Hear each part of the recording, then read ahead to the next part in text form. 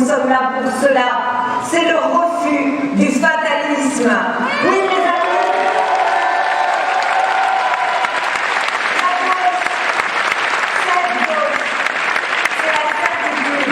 que l'action collective est possible. C'est la foi que nous partageons dans la solidarité qui nous rend plus forts.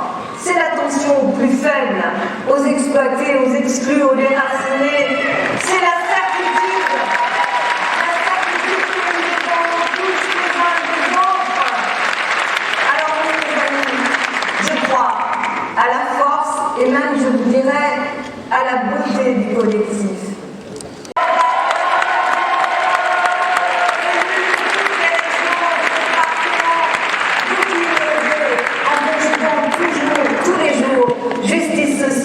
Et écologie.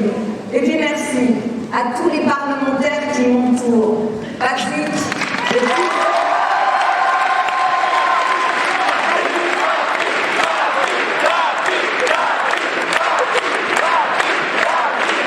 toujours des quartiers populaires, mais aussi de ces villages, de ces campagnes.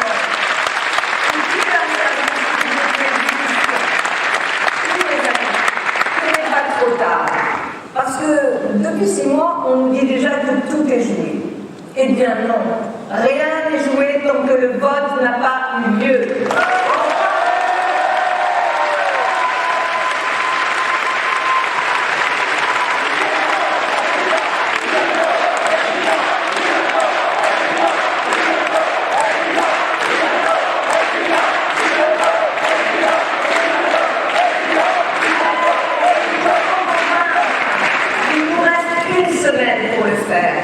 Et je sais compter sur vous, et soyez-en sûrs, vous pouvez compter sur moi. Les amis, permettez-moi, puisque nous sommes ici aujourd'hui, de vous parler un peu de Paris. Parce que, ensemble, avec les Parisiennes et les Parisiens, nous avons relevé tant de défis, et je leur dois tant. Je ne serais pas candidate si je n'avais pas été maire de Paris. Et Paris occupe une place si singulière dans la vie de notre pays. Paris, je le dis, ici, entre Bastille et République, c'est la ville de la Révolution qui faisait dire à Victor Hugo qu'elle est la capitale de la civilisation. C'est la ville qui a fait la révolte.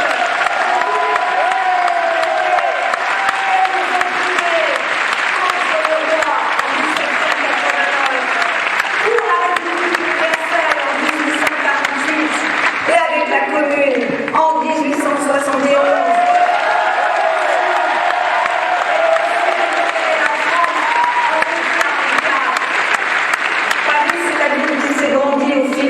Histoire des Français de tous les territoires, avec leurs accents, leur culture, leur savoir-faire, leur envie d'aller à la capitale pour ouvrir d'autres possibles. Ici, nous le savons, tous les cœurs de France battent. Oui, comme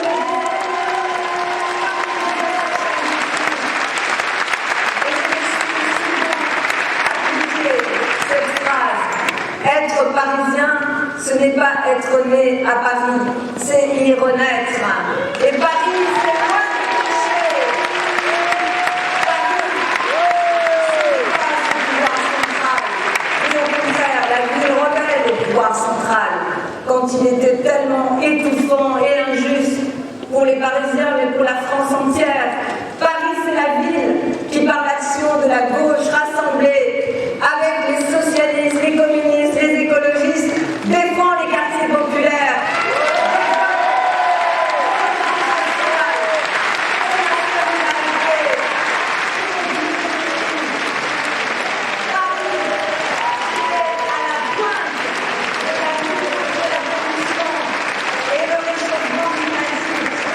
Et qui accueille aussi avec bienveillance les réfugiés. Et Paris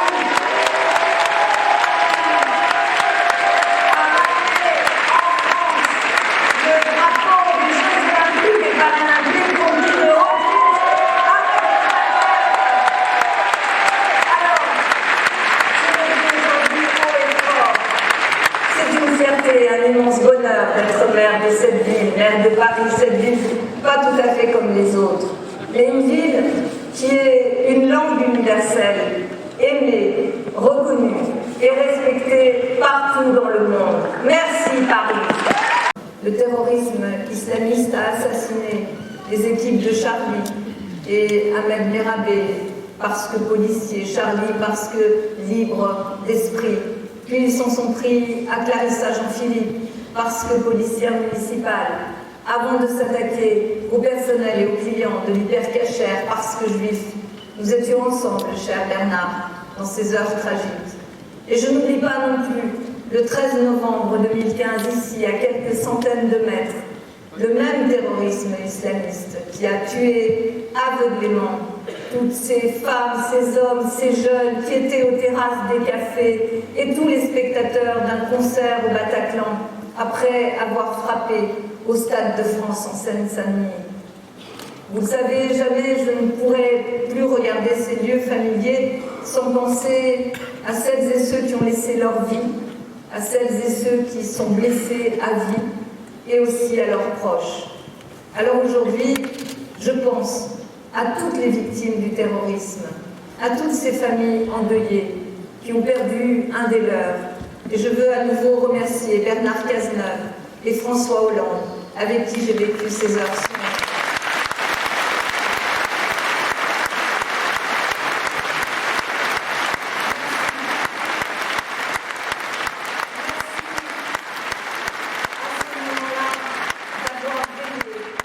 Et placer au-dessus de tout la cohésion de notre pays, alors qu'il aurait pu se fracturer. Et dans nos regards qui s'échangeaient à ce moment-là, sur place, j'ai ressenti comme jamais ce que c'était que d'exercer des responsabilités, mais aussi d'être lié par des valeurs communes et par la confiance que créent ces valeurs communes. Merci à nouveau à toi. Ici,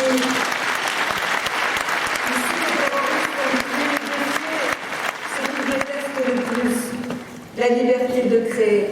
Chère Valérie, toi qui es réalisatrice, actrice, en fait une poétesse du cinéma, ils ont voulu tuer cela. Ils ont voulu tuer cette liberté d'écrire, de dessiner. Ils ont voulu tuer la laïcité, la vie cosmopolite, généreuse et bruyante de Paris. Et dans ces quartiers où cohabitent toutes les langues, toutes les cultures, tous les âges, où chacun, bien sûr, est libre de mener la vie qu'il souhaite et de la partager avec qui il l'entend, ils ont cherché à nous interdire d'échanger, de vibrer, de s'amuser, de faire la fête dans l'insouciance. Bref, tout simplement de vivre et d'être heureux de vivre. C'est ce qu'ils ont voulu abattre. C'est bel et bien notre liberté.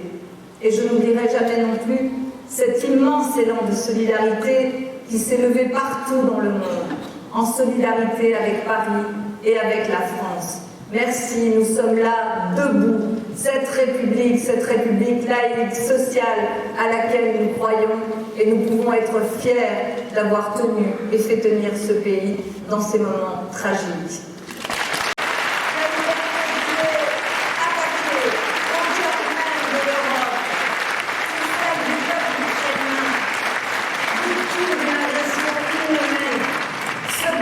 Qui résiste héroïquement à l'invasion des chars de Poutine et au bombardement.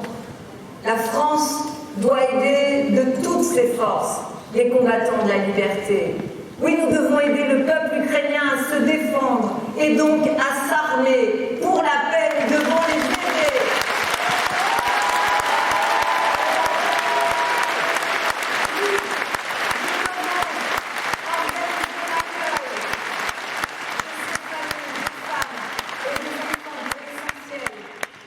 De leur pays par la guerre. Oui, nous devons renforcer encore les sanctions économiques qui peuvent affaiblir l'offensive du dictateur et le ramener à la raison et à la négociation. Et donc, il nous faut mettre très rapidement fin aux importations de gaz. Il veut être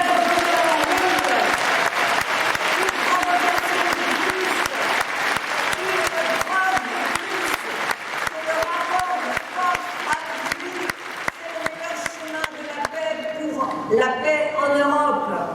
Arrêtons tout simplement de payer ce gaz de la honte. L'Union européenne en faveur d'une paix la liberté de son peuple à décider de son destin européen. C'est la vocation de la France de lutter avec énergie et réalisme pour la liberté et la paix en Europe. Et cette vocation, je la porterai haut et fort par la diplomatie et par le maintien, bien sûr, d'une force de dissuasion crédible. C'est le devoir à l'avenir de renforcer l'Europe pour assurer son indépendance et sa défense face à toutes ces menaces d'empire agressif. Et ce devoir, je le servirai en construisant l'Europe de la défense, mais aussi l'Europe de l'énergie et l'Europe de la solidarité, parce que nous le savons, désormais, les guerres prospèrent sur l'épuisement des ressources vitales, mais aussi sur le creusement des inégalités sociales. Et de Léon Blum à François Mitterrand, de Jacques Delors à Lionel Jospin et François Hollande, les socialistes français ont toujours œuvré pour l'Europe, pour son indépendance et pour sa cohésion.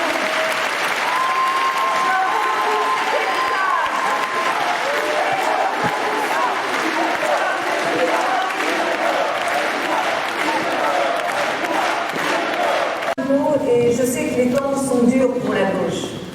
Les difficultés du moment, je suis la première à les éprouver.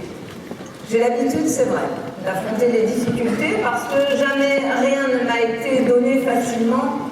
De ma naissance en Espagne, au quartier de la Duchère à Lyon, et puis dans mes études et mon travail d'inspectrice du travail pour défendre les droits des salariés. Je sais ce que c'est pour un responsable politique d'affronter des lobbies qui viennent dans votre bureau, vous menacez de vous faire battre, vous disent-ils les yeux dans les yeux, parce que vous prenez des mesures contre le diesel et que vous créez des pistes cyclables et des berges piétonnes. Je sais.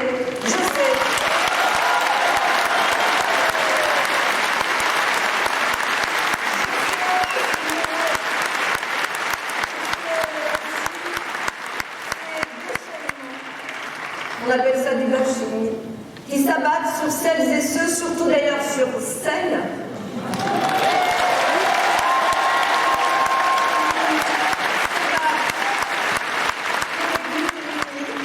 pour leurs convictions, surtout quand elles ne viennent pas du monde des soi-disant sachants, issus des mêmes écoles, souvent héritiers.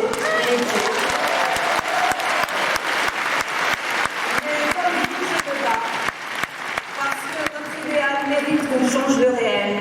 Comme disait le grand Jaurès, parce que nous puisons au fond de l'histoire de notre pays et de la République notre identité politique sans laquelle notre pays ne serait pas le même. Et je le dis à toutes celles et ceux qui doutent, celles et ceux qui rêvent de nous effacer de la scène politique. Ils voudraient en fait que la France républicaine ne soit plus ce qu'elle était, qu'elle ne soit plus ni sociale, ni laïque, ni fraternelle. Eh bien, nous voulons simplement la République, qu'elle reste la République, et nous voulons aussi qu'elle tienne mieux sa promesse de liberté, d'égalité et de fraternité.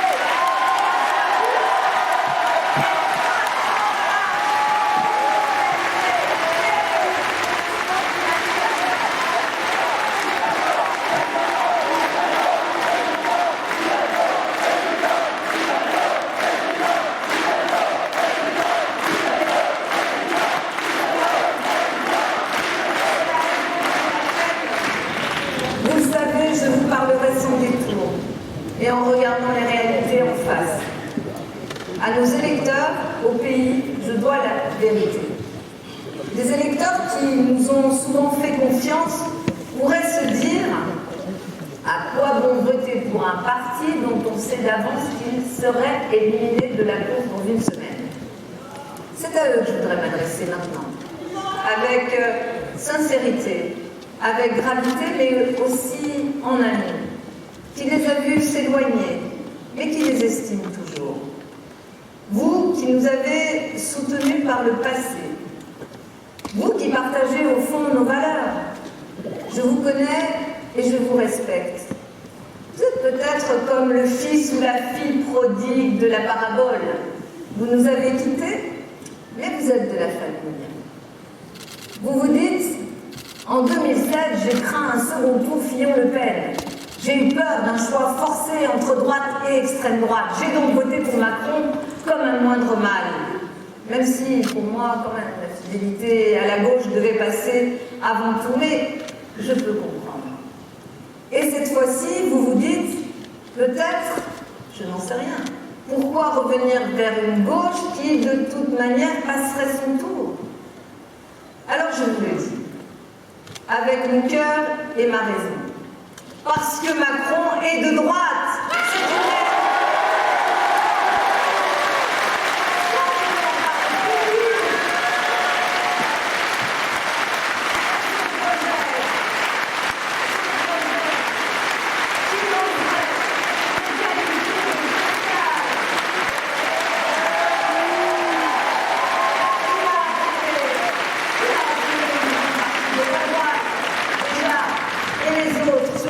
Pas chez Zemmour ne manqueront pas de le suivre.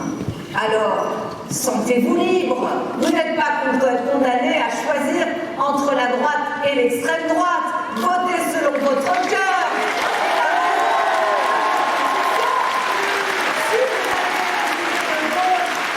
Si vous êtes social, de justice, de solidarité, d'écologie, vous devez le savoir.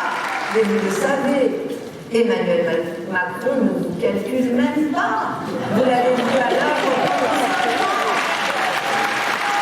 Une fois élu, il a divisé le pays comme rarement d'ailleurs dans son histoire. Il devait réduire l'extrême droite, selon ses propres mots, il y a 5 ans. Nous n'en avons pas une, mais 2.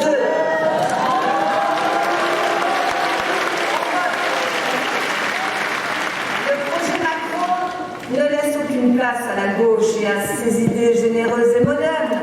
Souvenez-vous, qui a réduit à rien l'impôt sur les grandes fortunes? C'est lui. Qui a annulé les critères de pénibilité que nous avions mis en place pour les retraites? C'est lui. Qui a plafonné l'impôt sur les revenus du capital et plafonné les indemnités aux prud'hommes?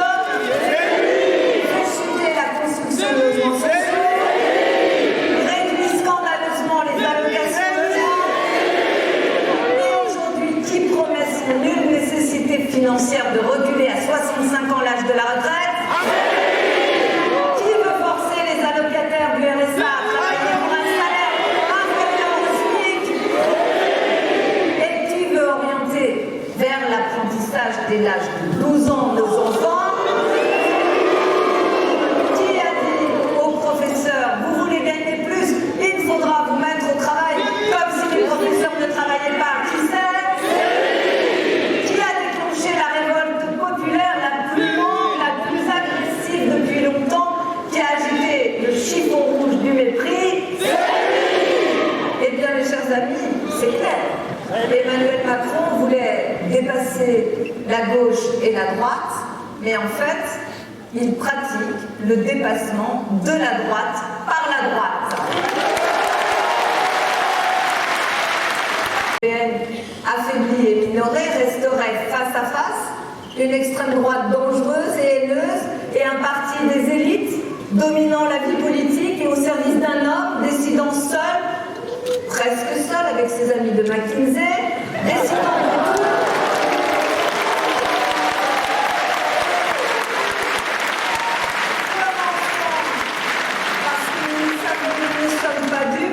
Par démanteler une à une toutes les protections sociales de notre pays. Est-ce cela que nous voulons? C'est pour ça que je vous le dis, rejoignez notre famille, votre famille d'origine, celle de la gauche, du réel et de la raison, celle qui reconnaît ses erreurs. Donnez-lui la chance de porter les valeurs humanistes auxquelles vous adhérez. Donnez-lui la chance.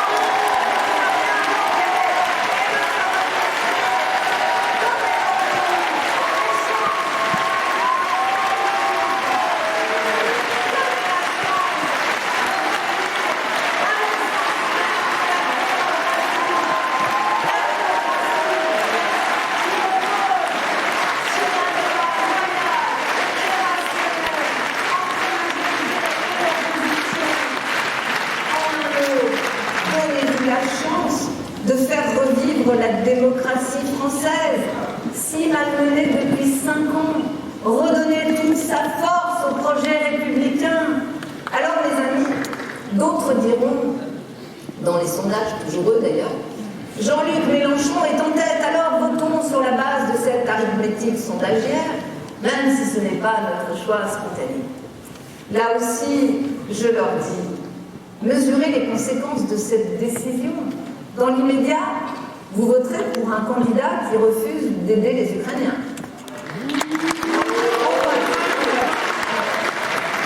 Un candidat qui a déclaré que le danger en Europe centrale venait de l'Ouest quand l'agression se profilait à l'Est, ce qui prouve bien qu'il a perdu le Nord.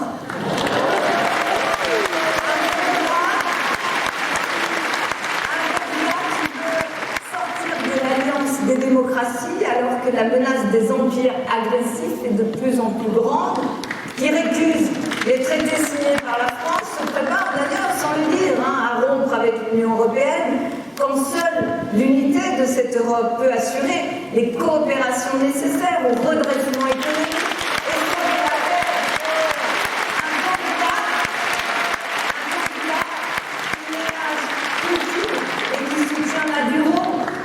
un candidat qui fait la leçon à la gauche au nom du vote utile, mais qui a refusé en 2017 de choisir entre Macron et Le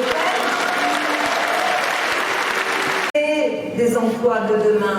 Et nous lancerons 4 lycées industriels, cher Boris, dans ces secteurs, la santé, les énergies renouvelables, le numérique et les mobilités. Et nous agirons partout avec le président de région pour la modernisation des activités sur notre sol, dans notre pays. Et nous porterons aussi une agroécologie assurant notre souveraineté alimentaire, le renouvellement des générations d'agriculteurs et un revenu récent pour ces femmes et ces hommes qui nous font vivre et qui en ont marre pour les maltraites. Changer d'avenir, je vous le dis, c'est aussi protéger la retraite des travailleurs. La retraite à 65 ans des travailleurs de la France, c'est le sacrifice de la première. Et ce sacrifice, nous nous opposons de toute notre force.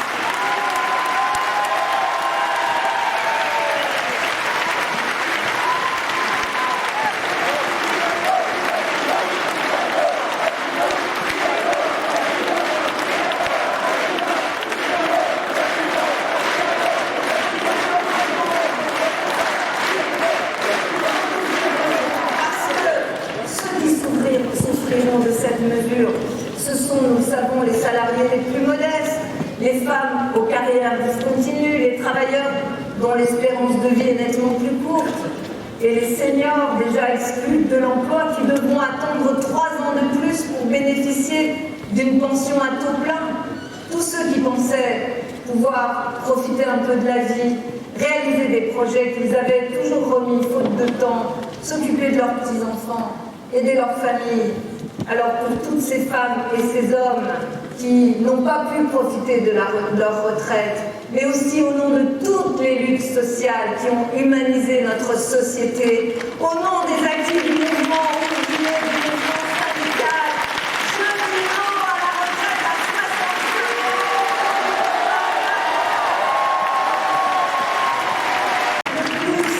Et nous permettrons le départ avant, à 59 ans, à 60 ans ou à 61 ans, pour ceux qui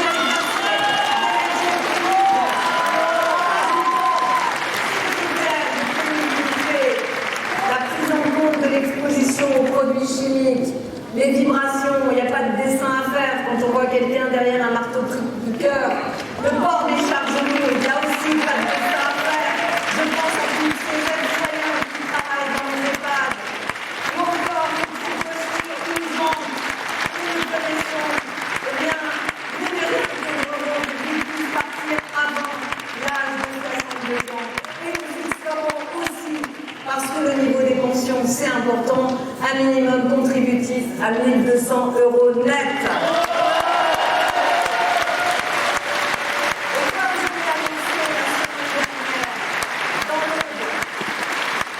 Je porterai la retraite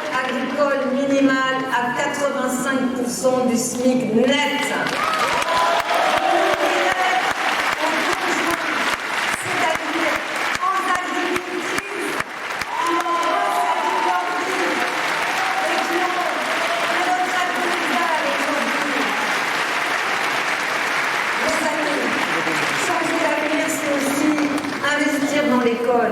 Et au premier chef, dans le travail des professeurs, qui sont les hussards de la République.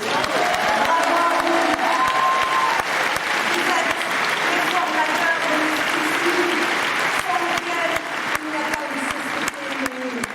Je leur permettrai de développer des pédagogies ouvertes et inclusives pour accueillir tous les enfants, y compris les enfants en situation de handicap.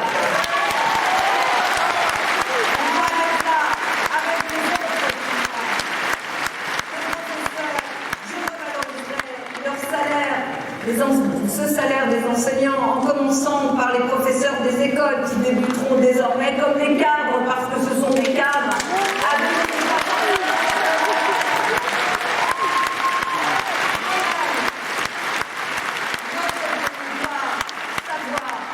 Devant toutes les menaces de tous les intégrismes, nous ferons respecter sans faiblesse les principes de notre laïcité, qui est une loi de tolérance, qui est une liberté religieuse, qui protège la neutralité de l'État et l'intégrité des programmes scolaires. Et ça ne peut pas être simplement une discussion dans la salle des maîtres, cette question de la laïcité à l'école. C'est la protection de la République au plus haut niveau qui doit s'appliquer.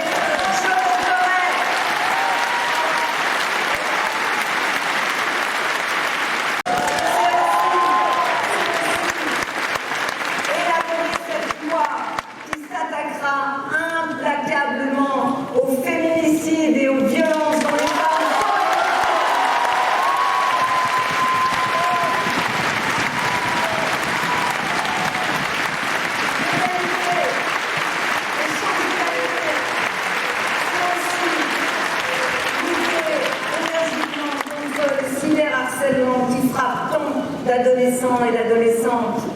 Et c'est faire la place à nos aînés, trop souvent relégués en dépit des services rendus à la société, relégués dans des établissements où on manque de bras et on les réduit à une condition humiliante. C'est aussi, mes amis, je le dis ici, vous le savez, je me bats depuis longtemps pour ce droit. C'est le droit à chacun, quand il est accablé par un mal inexorable et très douloureux. Cher Noël, tu défends ce droit avec beaucoup d'énergie aussi depuis longtemps, de bénéficier de soins palliatifs accessibles, bien sûr en nombre suffisant, et d'exercer dans l'humanité sa dernière liberté, celle de vivre.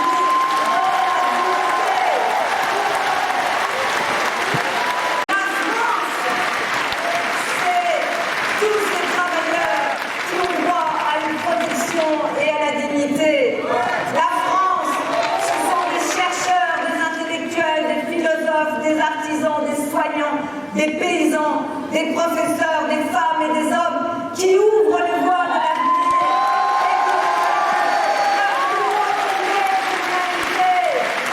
La France qu'on aime, elle est là. Elle est là, dans vos convictions.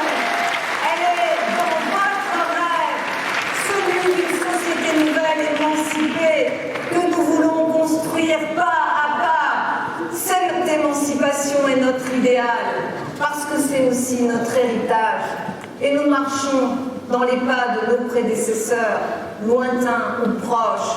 Car, en fait, qui a créé l'école de la République? Qui a établi les droits essentiels, la liberté d'association, la liberté syndicale, la liberté de la presse, la loi de 1905 sur la laïcité? C'est nous!